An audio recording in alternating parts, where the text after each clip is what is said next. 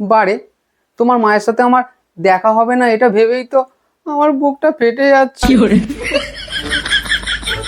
ও আগামী সপ্তাহে আসছে আমাদের বাড়ি? এই আমার মা ফোন করেছিল, আগামী সপ্তাহে আমাদের বাড়ি আসছে।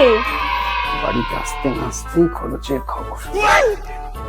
তুমি কি কিছু বললে? না না, ও কিছু নয়। তোমার মা আসছে, এ তো খুব ভালো খবর। তাকে রাজকীয় সম্মান দিতে হবে। কিন্তু দুঃখের বিষয় কি জানো, কাজের ওখান থেকে কোম্পানি আমাকে কলকাতার বাইরে 10 দিনের জন্য বাইরে পাঠাচ্ছে। তাতে কি হয়েছে? বারে তোমার মায়ের সাথে আমার দেখা হবে না এটা ভেবেই তো আমার বুকটা ফেটে যাচ্ছে। দাঁড়াও স্পিকারটা অন করি। স্পিকার অন করবে মানে? মানে হলো এই দেখো মা, তোমার সাথে তোমার জামাই দেখা হবে না বলে কি দুঃখ প্রকাশ করছে। বাবা কমল, ভেবেছিলাম আগামী সপ্তাহে 2 দিন তোমাদের বাড়ি ঘুরে আসবো। এখন শুনলাম যে তুমি নাকি কাজের সূত্রে 10 দিনের জন্য বাইরে যাচ্ছ। তাই আমি আজ রাতেই সমস্ত লোটা কম্বল নিয়ে তোমাদের বাড়ি চলে আসছি।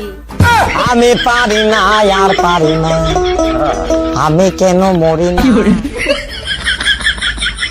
কি গো, তোমার কি শরীরটা খারাপ লাগছে? একটু নুন চিনির জলে শরবত করে দেবো? পারলে একটু বিশেষ শরবত করে দাও। মা আজই আসছি, কি মজা হচ্ছে বলো আমাদের। মজা নাকি খরচের সাজা?